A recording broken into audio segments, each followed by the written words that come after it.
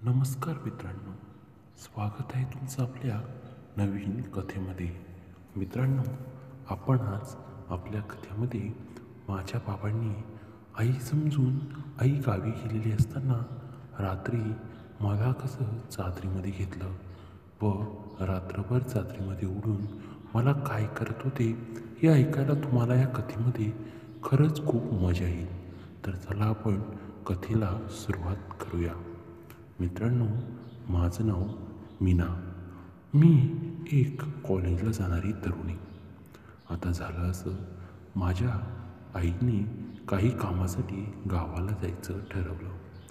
मलाही तसं सोबत जायचंच होतं, पण पप्पांना कामावर सुट्टी मिळत नसल्यामुळे व त्यांना कामाला जायला लागायचं, म्हणून त्यांच्या जेवणाचं बघण्यासाठी आई मला गावी घेऊन गेली नाही. याचा मला सारा रागच आला. पण नंतर मला ती मज्जा आली. असं वाटलं की आई आता कायमची गावीच राहावं, कारण पप्पांनी मला जे सुख दिलं ते सुख आजपर्यंत मला कधीच मिळालं नव्हतं. तर चला आपण आता आपल्या कथेला सुरुवात करूया. मित्रांनो, एक दिवस मी कॉलेजवरून घरी आल्यावर आईने मला सांगितलं, अगं मीना, मला काही कामासाठी गावी जायचं आहे. मी म्हणाले, आई, मी पण तुझ्यासोबत येते. खूप दिवस झाले, मला यायलाच मिळत नाही ग कुठे. तेव्हा आई म्हणाली, मीना, तुला माझ्यासोबत येता येणार नाही, कारण बाबांचं कोण करणार घरामध्ये सर्व. तेव्हा मी आईला म्हणाली, आई, ते मला काही सांगू नकोस, बाबा राहतील एकटे घरामध्ये. तेव्हा आई ओरडली व मला म्हणाली, मीना, असं नाही करायचं, ते आपले बाबा आहेत. असं झालं तर ते उपाशी राहतील. आपण जर दोघेही निघून गेलो तर त्यांना जेवणाचं कोण बघेल. असं आई बोलल्यावर मीही जरा तयारच झाली. पण मला आईचा रागच आला होता. मी संध्याकाळपर्यंत तिच्यासोबत काही व्यवस्थित बोललेच नाही. तेव्हा आई संध्याकाळी म्हणाली, मीना, अगं तुझं कॉलेज पूर्ण झालं, सुट्ट्या लागल्या की तू मे महिन्यामध्ये मामाकडे जा. तेव्हा कुठे माझा जरा राग शांत झाला. पण आईकडनं मी पुन्हा परमिशन घेत म्हणाली, बघ हां, तू आत्ता बोलतेस हो, पण वेळ आल्यावर तू अचानक पलटी मारतेस, तेव्हा काही काढून पुन्हा माझं जाणं बदलू नकोस. आई हसायला लागली व मला म्हणाली, अगं असं नाही होणार, तू नको काळजी करूस, मी जाऊन येते, तू बाबांसोबत राहा व त्यांची काळजी घे. आई निघाली. बाबा कामावर गेले. दिवसभर घरामध्ये मी एकटीच होते. मी टी व्ही लावून त्यावर काही बघत होते. अचानक असा काही मूवी लागला. ती बघून मी भलतीच गरम झाली. काय करावं काही कळतच नव्हतं. तेवढ्यात अचानक बाबांचा फोन आला. ते म्हणाले, मीना, संध्याकाळी येताना तुझ्यासाठी काय आणू का? तेव्हा मी म्हणाले, बाबा, तुम्हाला हवं असेल ते घेऊन या. असं म्हणत मी फोन ठेवला.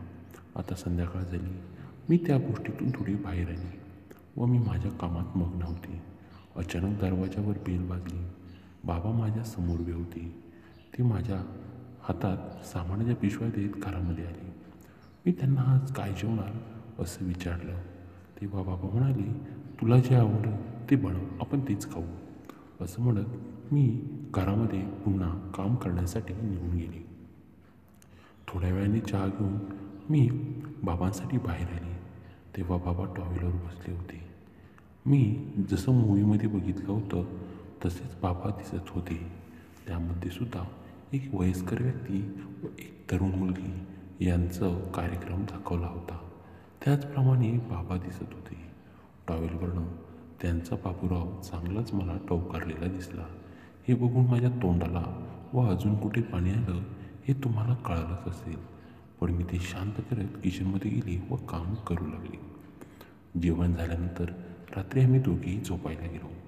तेव्हा बाबांना मी म्हणाले, बाबा, मी व तुम्ही आज आपण एकाच खोलीमध्ये झोपूया. बाबा हो म्हणाले, कारण रोज आई व बाबा एकत्र झोपतात व मी वेगळ्या रूममध्ये झोपलेली असते.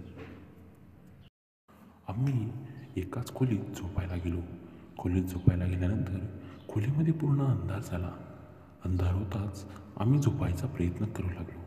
बाबांना झोप केव्हाच लागली होती, कारण ते त्यांच्या नेहमीच्या जागेवर झोपलेले होते.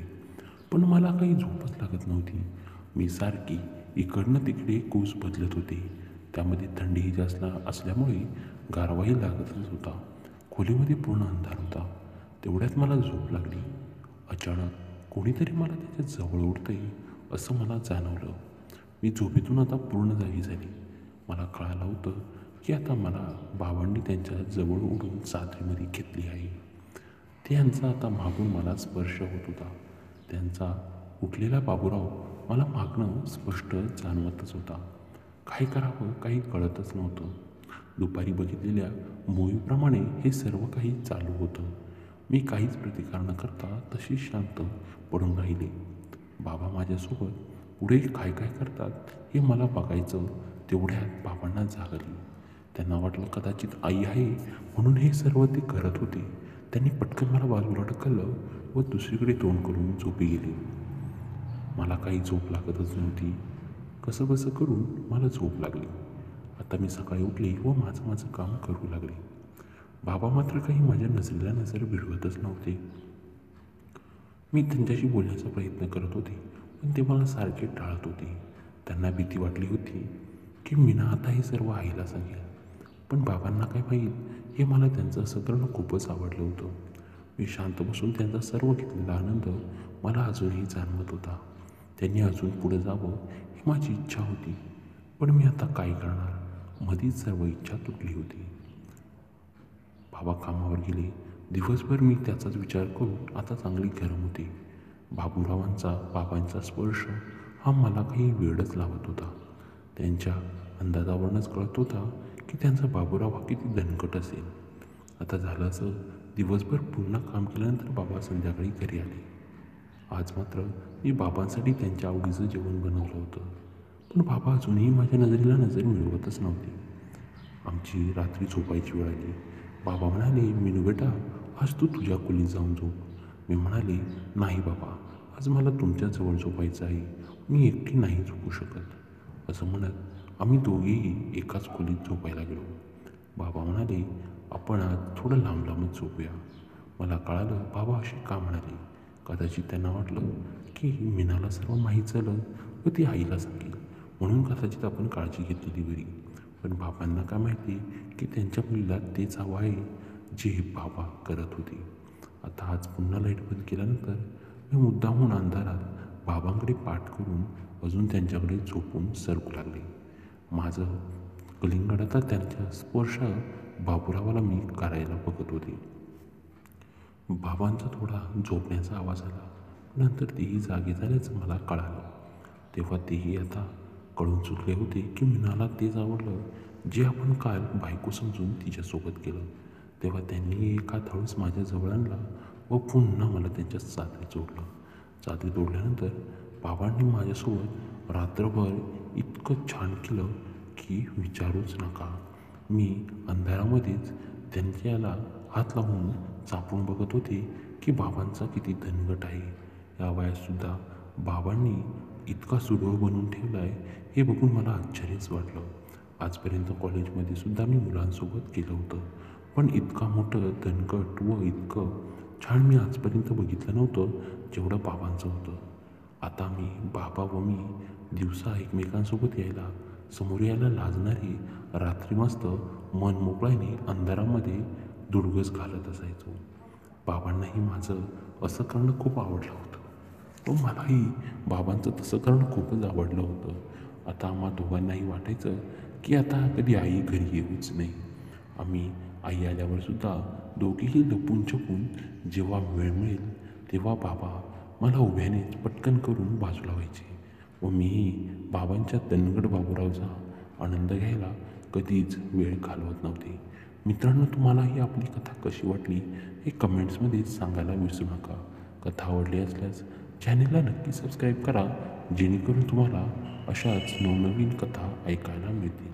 तर मित्रांनो, भेटूया आपण आपल्या पुढच्या कथेमध्ये. मित्रांनो, तुम्ही वेळ देऊन आपली कथा ऐकल्याबद्दल तुमचं खूप खूप धन्यवाद.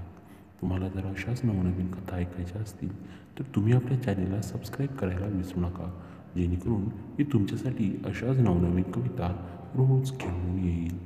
धन्यवाद.